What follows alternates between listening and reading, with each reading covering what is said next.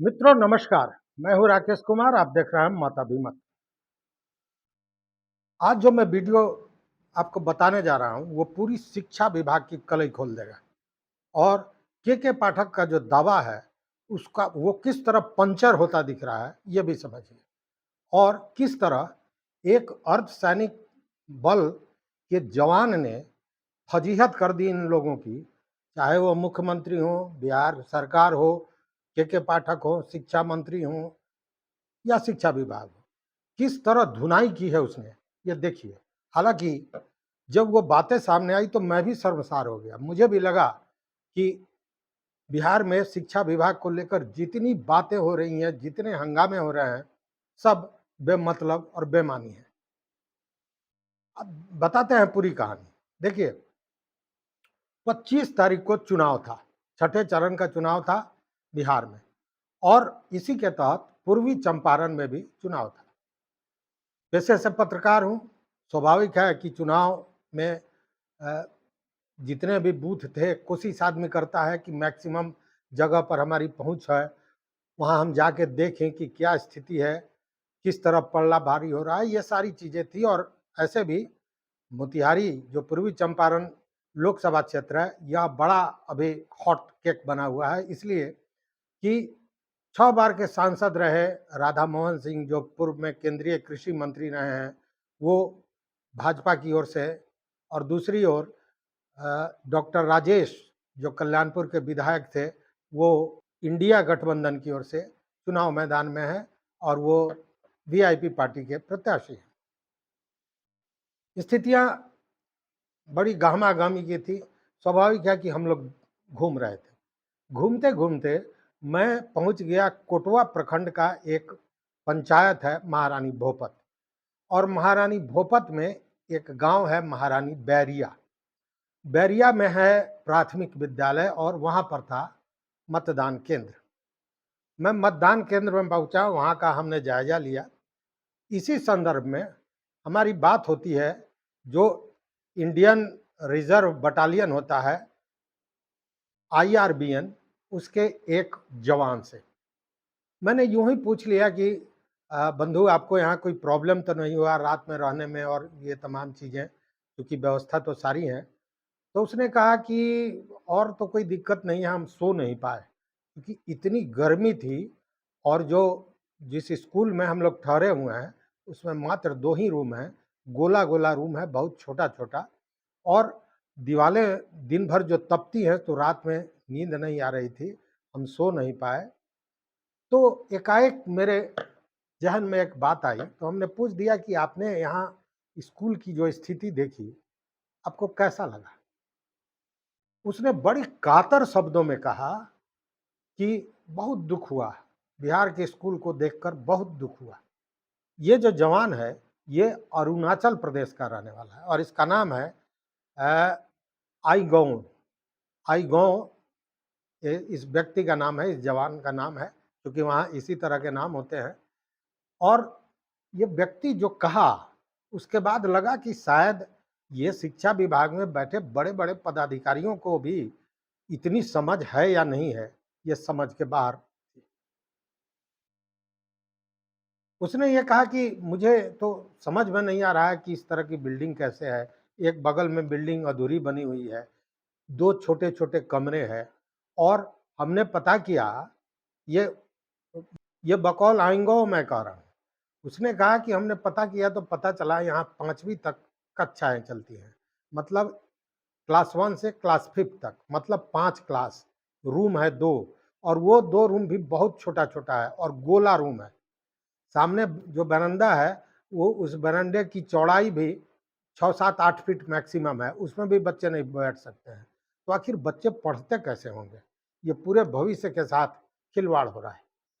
साथ में जब वहाँ एक वो जो अधूरा भवन था, उसके बारे में हमने पूछा, तो वहाँ उसके ग्रामीण हैं प्रोफेसर विश्वनाथ सिंह।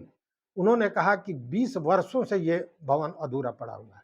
अब आप अंदाज कीजिए कि शिक्षा विभाग किस कदर काम कर रहा है, जबकि डंका ऐसा पीटा जा रहा है जैसे चुटकी बजाते भगवान विश्वकर्मा की तरह सारी चीज़ों को ठीक कर दिया जाएगा।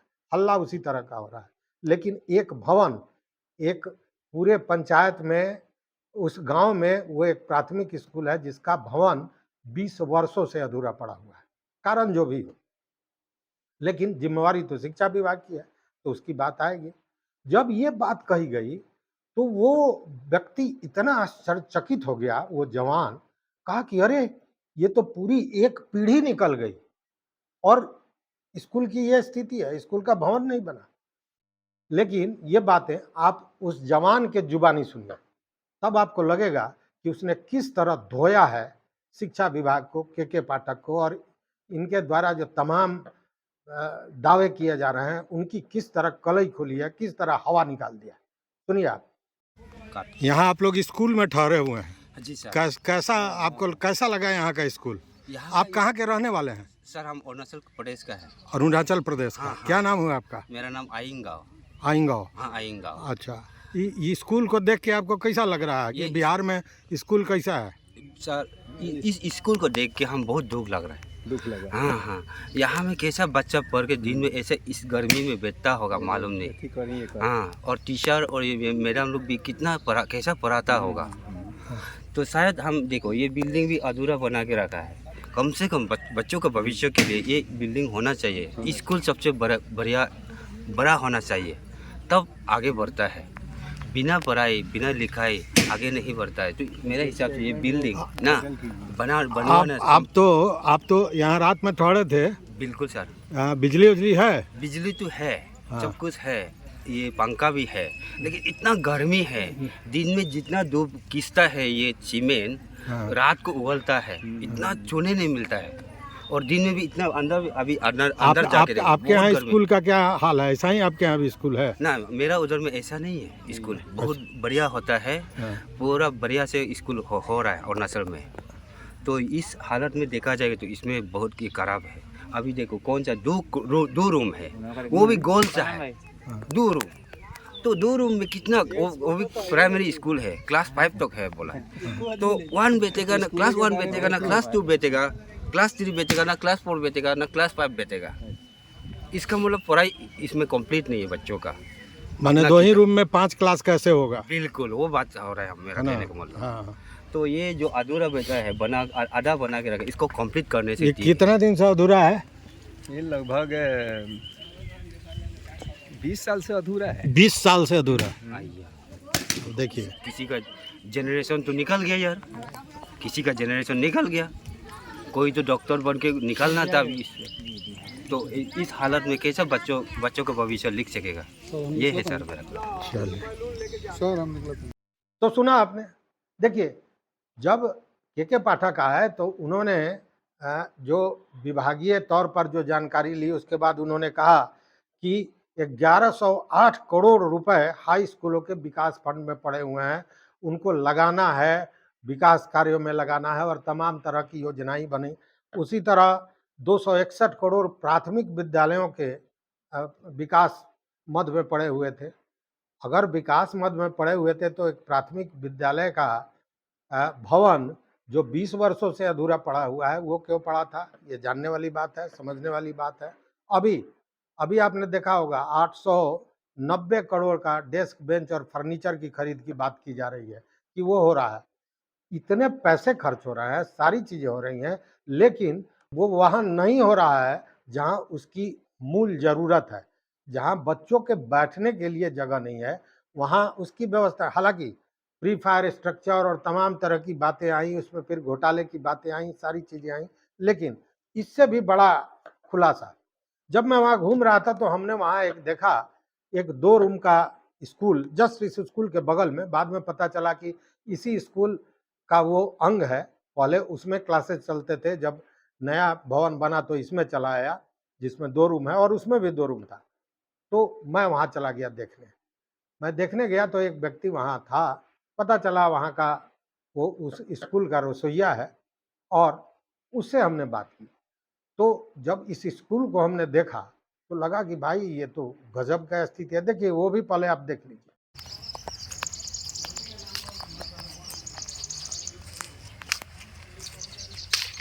ये कौन स्कूल है?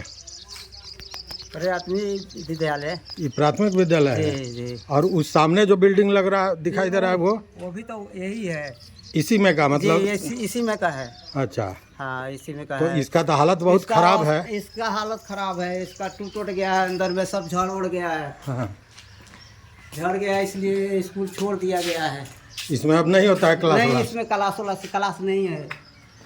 इसमें क्लास नहीं ये तो होता है। पूरा छत वत भी लग पूरा रहा है छत जो होता टूट है। रहा है। जी। तो अब इसमें क्या होता है? इसमें कोई आंगनबाड़ी वाले बैठते हैं इसमें। इसमें आंगनबाड़ी जी चलता है? जी तो आंगनबाड़ी इसमें तो चलता ये है। टूटा हुआ है, कब छत गिर जाएगा बच्चा जी सब तो पर? इसी में बैठते हैं वो। इसी में हो रहा जी, है इसी में बैठते हैं। आंगनबाड़ी? जी। आंगनबाड़ी केंद्र संख्या कौन है ये? नहीं पता है जी ना। आप यहाँ रसोईया काम करते हैं सर। अच्छा, स्कूल में रसोईया जी, का काम। रसोईया क्या नाम का हुआ काम। आपका? राजदेव राउत। राजदेव राउत। जी। अच्छा, और उसमें क्या था, उस जो बिल्डिंग है सामने? दो रूम उसमें है, 2 रूम उसमें है। जो बिल्डिंग आपका बंद हुआ है, जो आधा अधूरा रह गया है। और मतलब इसमें- उधर तो बना ही नहीं है, और जी, इसमें उधर में 2 ठो रूम है 2 मात्र? इसमें 2 रूम है। कै ठो क्लास चलता है? 2 क्लास इसमें 5वां तक चलता है, 2 रूम में। माने पहला से 5वां तक? 5वां तक चलता है। 5 क्लास चलता है 2 ही रूम में? हाँ 2 ही रूम में। उसी में प्रिंसिपल का, हाँ, टीचर का, सब हाँ, उसी जी, में? जी उसी में सब उसी तब तो में। बहुत हालत खराब है हाँ, यहाँ। हालत खराब है, स्कूल का हालत खराब है। अच्छा अच्छा, ये कौन गांव हुआ? महारानी बैरिया हुआ सर। महारानी बैरिया, जी। कोटवा प्रखंड में? कोटवा प्रखंड हुआ। अच्छा, चलिए महारानी धन्यवाद। भोपत पंचायत हुआ। महारानी भोपत पंचायत, जी। ठीक। तो ये वहाँ स्कूल का जो स्टाफ है, जो रसोइया है, वो बता रहा है। और सबसे अहम बात यह है कि करोड़ों करोड़ खर्च किया जा रहा है बाल विकास परियोजना पर, और बाल विकास परियोजना का यहाँ केंद्र है। ये बाल विकास का केंद्र है और इस भवन में चलता है। बताइए, अगर इसका छत गिर जाए और बच्चे आहत हो जाएं तो उसका जिम्मेवार कौन होगा? लेकिन बाल विकास परियोजना में भी वही स्थिति है जो शिक्षा विभाग में है। उनके लिए कोई अलग व्यवस्था होनी चाहिए थी। अगर स्कूल में जगह नहीं है तो कोई प्राइवेट जगह लेता, लेकिन वहाँ बच्चों के पूरे जान के साथ ये जो खिलवाड़ हो रहा है, ये कितना गड़बड़ है। लेकिन बहरहाल, मैं अभी बात कर रहा था शिक्षा विभाग की, और इस जवान ने जो धो धो के मारा है शिक्षा विभाग को, और इनके जो बड़े बड़े आला अधिकारी हैं जो बड़ी बड़ी बातें करते हैं, उनकी स्थिति क्या है, वो इस एक जवान ने, जो अरुणाचल प्रदेश से आया था चुनाव संपन्न कराने, वह कहता है कि मैं बहुत दुखी हूँ। पता नहीं बिहार सरकार, शिक्षा विभाग, इसके पदाधिकारी और जो लोग इसके लिए जिम्मेवार हैं, उनको कब दुख होगा इस व्यवस्था को देखकर। तो इस वीडियो में बस इतना ही। इस पर अपना विचार दीजिए, और अगर आपके यहाँ इस तरह का कोई स्कूल है या इस तरह की व्यवस्था है तो ज़रूर हमको आप बताइए। हमारे कमेंट बॉक्स पर बताइए, हमारा व्हाट्सअप नंबर है उस पर बताइए, लेकिन बताइए ज़रूर, क्योंकि हम इन बातों को उठाएंगे। देखते रहिए मत अभी मत। चैनल पर नए हो तो निश्चित रूप से सब्सक्राइब कीजिए, लाइक कीजिए, दोस्तों के साथ शेयर कीजिए और अपना विचार जरूर दीजिए। बहुत बहुत धन्यवाद, बहुत बहुत धन्यवाद।